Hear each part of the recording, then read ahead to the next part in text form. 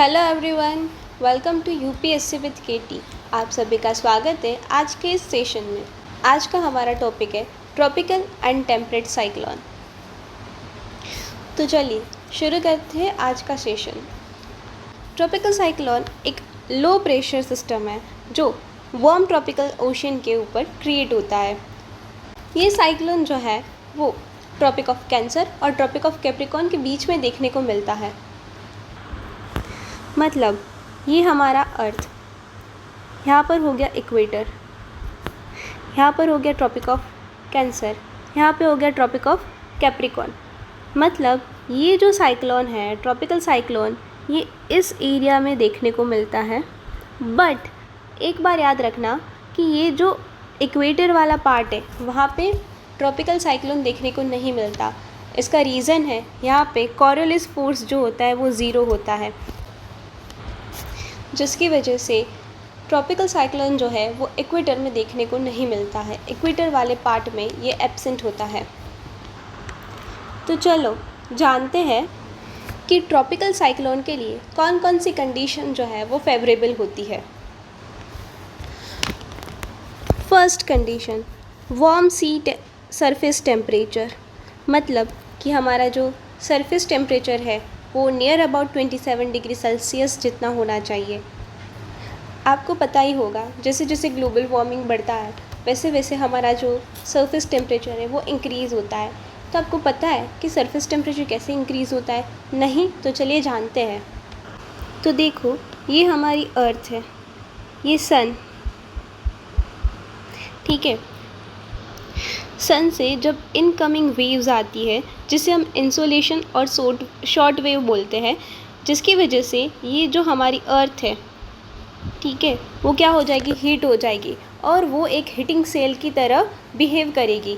इसके बाद ये जो अर्थ है वो कुछ हीट जो है वो एटमॉस्फेयर में रिटर्न करेगी। बट यहाँ पर क्या होगा? CO2 प्रेजेंट होगा। तो CO2 क्या करेगा? कुछ अमाउंट में हीट जो है वो एब्जॉर्ब कर लेगा, जिसकी वजह से यहाँ पे टेम्परेचर जो है वो राइज़ होगा। तो ग्लोबल वार्मिंग की वजह से ऐसे हमारा जो सरफेस टेम्परेचर है वो राइज़ होता है।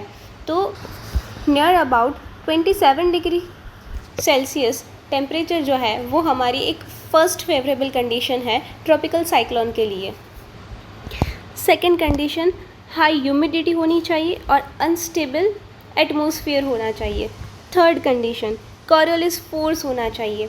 कॉरियोलिस फोर्स इक्वेटर पे ज़ीरो होता है, इसकी वजह से ट्रॉपिकल साइक्लोन जो है वो इक्वेटर पे देखने को नहीं मिलता है, बट वो ट्रॉपिक ऑफ कैंसर और ट्रॉपिक ऑफ कैप्रिकॉर्न के बीच में देखने को मिलता है, एक्सेप्ट इक्वेटर।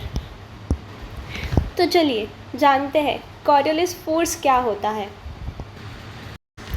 कॉरियोलिस फोर्स, ये हमारा अर्थ है, ये अपनी जो एक्सिस है इसके ऊपर रोटेट करता है अर्थ। कौन से डायरेक्शन में? वेस्ट टू ईस्ट डायरेक्शन में। जब हमारी अर्थ रोटेट करती है उस टाइम पे जो रोटेशनल स्पीड होती है वो इक्वेटर पे मैक्सिमम होती है और जो पोल्स है वहाँ पर क्या होती है? मिनिमम होती है, और यहाँ पे क्या होती है? मैक्सिमम होती है, जिसकी वजह से कॉरियोलिस फोर्स, और इसकी वजह से जो फोर्स क्रिएट होता है उसे बोलते हैं कॉरियोलिस फोर्स। और वो क्या होता है? इक्वेटर के ऊपर ज़ीरो होता है और मैक्सिमम कहाँ पे देखने को मिलता है कॉरियोलिस फोर्स? तो वो पोल पे देखने को मिलता है। रीज़न इज़ कि रोटेशनल स्पीड जो होती है वो इक्वेटर के ऊपर मैक्सिमम होती है और कहाँ पे? मिनिमम होती है, पोल्स के ऊपर। और एक बात, जब अर्थ जो है वो रोटेट करती है उस टाइम पे नदर्न हेमिस्फीयर में जो विंड होता है वो राइटवर्ड मूव करता है और सदर्न हेमिस्फीयर में विंड जो होता है वो लेफ्टवर्ड मूव करता है। आपको ऐसे भी याद रख सकते हो एस बना के कि नदर्न हेमिस्फीयर में राइटवर्ड और सदर्न हेमिस्फीयर में लेफ्टवर्ड मूव करता है विंड की डायरेक्शन। तो इन शॉर्ट अर्थ जो है वो रोटेट करती है, उसकी वजह से उसकी जो स्पीड होती है वो इक्वेटर के ऊपर मैक्सिमम होती है और पोल्स के पर मिनिमम होती है, जिसकी वजह से जो फोर्स क्रिएट होता है उसे हम बोलते हैं कॉरियोलिस फोर्स। और इक्वेटर के ऊपर स्पीड जो है वो मैक्सिमम होने के कारण कॉरियोलिस फोर्स जो होता है वो ज़ीरो होता है, जिसकी वजह से ट्रॉपिकल साइक्लोन इक्वेटर के पर एब्सेंट होता है।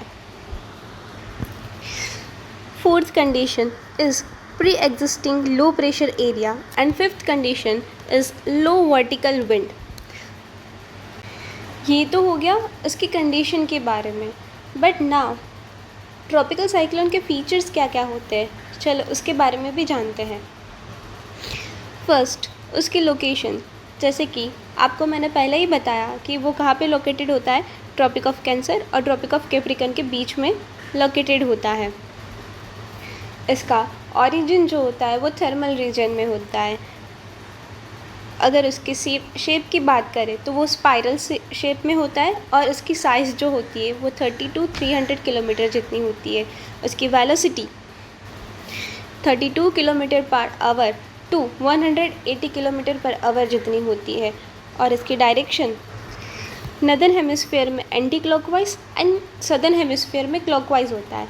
ऐसा क्यों? नदर्न हेमिस्फीयर में ये एंटी क्लॉकवाइज और सदर्न हेमिस्फीयर में क्लॉकवाइज होता है, उसका रीज़न क्या है? तो उसका रीज़न है कॉरियोलिस फोर्स। चलो जानते हैं कैसे। तो देखो, सपोज़ करो ये हमारा नदर्न हेमिस्फीयर है। अभी आपको पता ही है कि ट्रॉपिकल साइक्लोन के लिए जो एक कंडीशन होती है वो क्या होती है, लो प्रेशर। तो जहाँ पर लो प्रेशर होगा वहाँ पर क्या ट्रॉपिकल साइक्लोन क्रिएट होंगे। जहाँ पर लो प्रेशर होगा वो क्या करेगा, उसकी और विंड आएगी। तो यहाँ से भी विंड आ रही है, यहाँ से भी विंड आ रही है, यहाँ से भी और नीचे से भी विंड आ रही है। अभी क्या होगा, जैसे हमने पहले ही बताया था कि कॉरियोलिस फोर्स की वजह से नदर्न हेमिस्फीयर में विंड जो है वो राइटवर्ड मूव करती है ना। तो इसकी राइट डायरेक्शन कौन सी हुई, यहाँ पर मूव करेगी। ये वाली विंड जो है ये कहाँ पर मूव करेगी, इधर।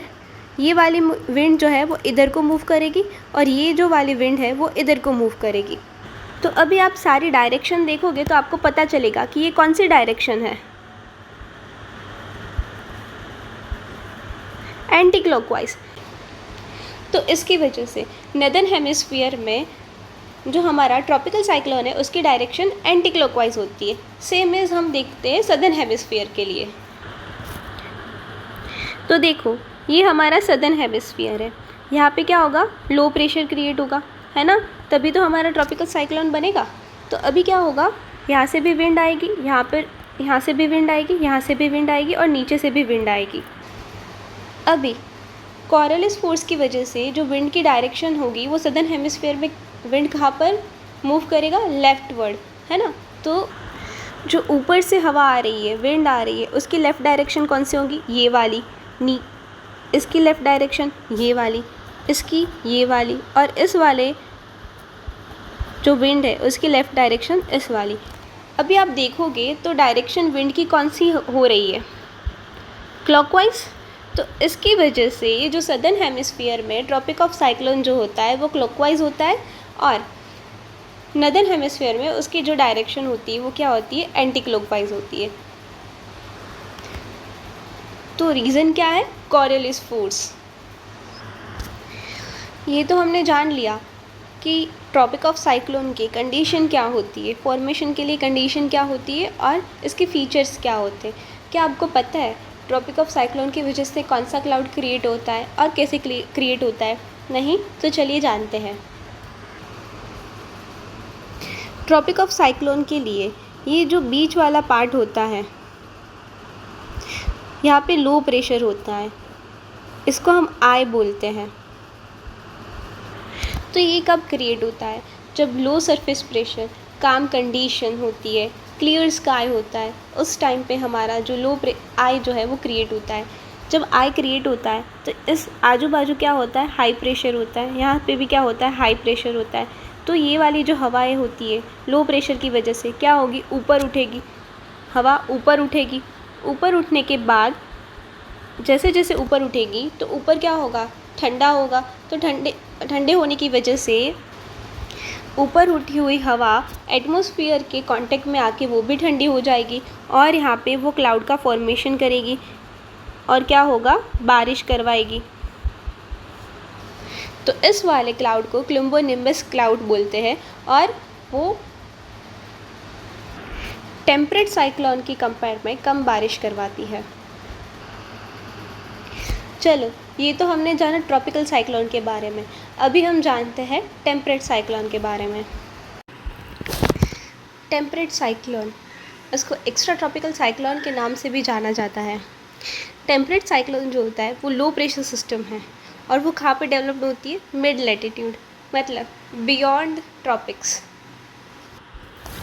ये हमारा अर्थ, इक्वेटर, ये क्या हो गया हमारा?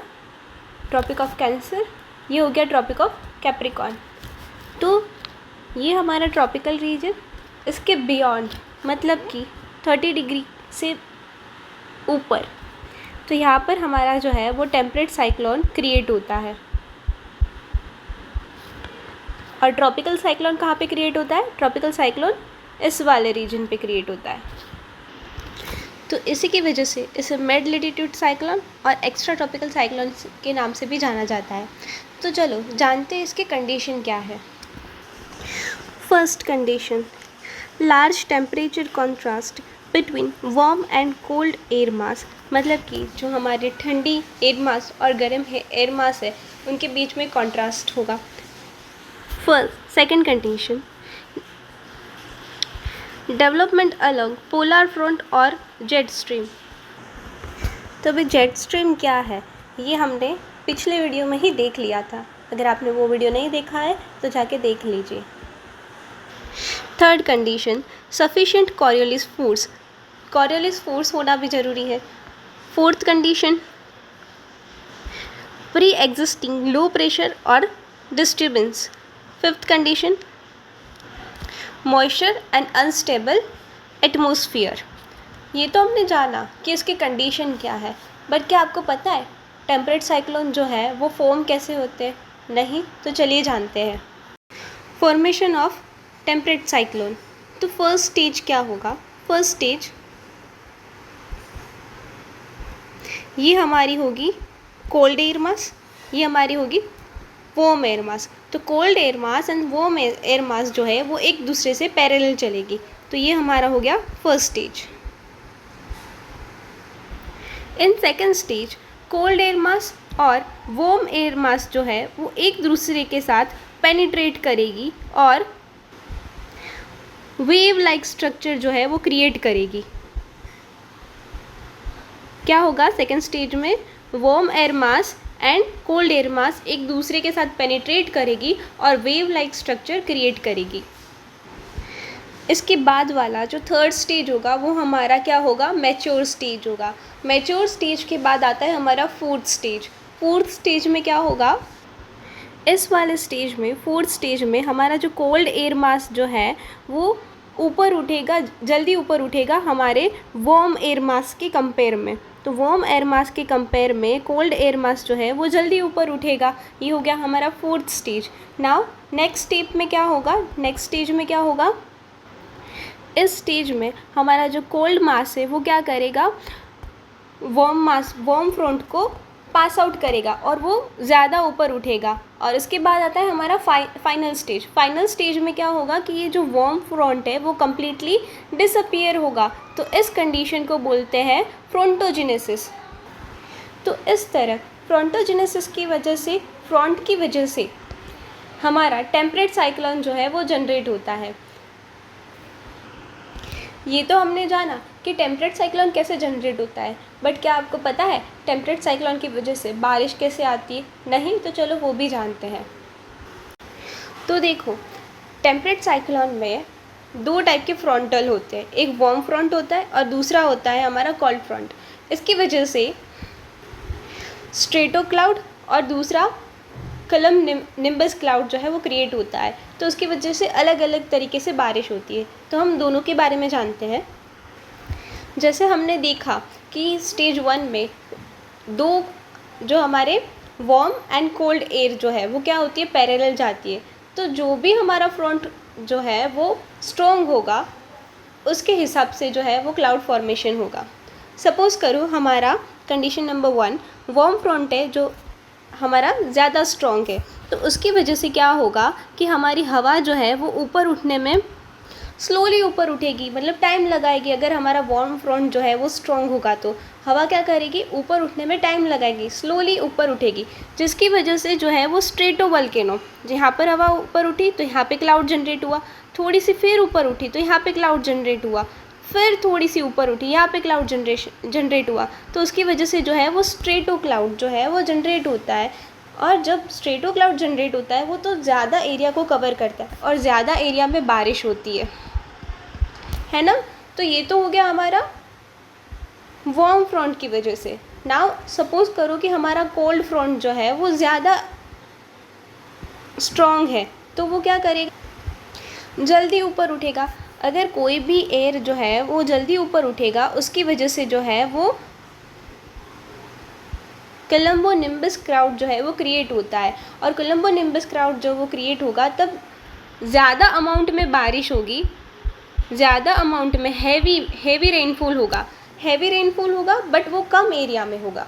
और अगर वार्म फ्रंट जो होता है वो अगर बहुत एक्टिव होगा तो वो स्लोली ऊपर चढ़ती है हवा, उसकी वजह से जो है वो स्ट्रेटो क्लाउड क्रिएट होगा और ज़्यादा एरिया में बारिश होगी बट स्लो रेनफॉल होगी। ठीक है, तो कोल्ड फ्रंट की वजह से हेवी रेनफॉल होती है और वार्म फ्रंट की वजह से स्लो रेनफॉल होती है। तो ये हो गया हमारा टेम्परेट साइक्लोन की वजह से कैसे बारिश होती है। तो ये तो हमने देख लिया कि टेम्परेट साइक्लोन और ट्रॉपिकल साइक्लोन कैसे फॉर्म होता है, उससे कैसे बारिश होती है, उसकी कंडीशन क्या है और फॉर्मेशन कैसे होता है। तो चलो जानते हैं इन दोनों के बीच में डिफरेंस क्या होता है। So comparison between tropical cyclone and temperate cyclone. Tropical cyclone का जो फॉर्मेशन रीजन होता है वो ट्रॉपिक्स के बीच में होता है और टेम्परेट साइक्लोन का जो फॉर्मेशन रीजन होता है वो मिड लेटीट्यूड होता है। टेम्परेट साइक्लोन जो होता है उसका जो टेम्परेचर कॉन्ट्रास्ट होता है वो क्या होता है, वीक टेम्परेचर कॉन्ट्रास्ट। और टेम्परेट साइक्लोन का जो होता है वो लार्ज टेम्परेचर कॉन्ट्रास्ट होता है।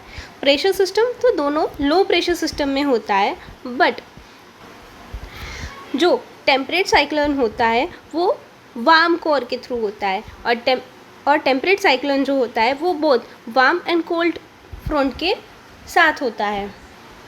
अभी जो हमारा ट्रॉपिकल साइक्लोन होता है वहाँ पे जो है वो फ्रंट फॉर्म नहीं होता है, बट हमारा टेम्परेट साइक्लोन होता है वहाँ पे warm front end cold front जो होता है वो फॉर्म होता है।